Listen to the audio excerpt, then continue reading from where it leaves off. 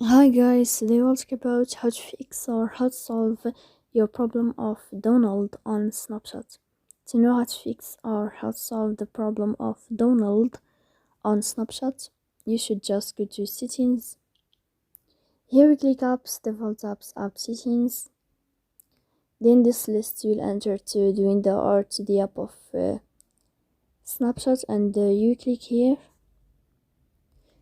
Then this page of app info, we click on first stop and we click OK. Then we will enter to the window of storage. Here we click clear cache. In the end, you can turn off your Wi-Fi. And you can turn on your Wi-Fi again. If it's not working with you, you can go to Play Store to uninstall your app and you can install it again. So please don't forget to support us by like and subscribe. See you next time.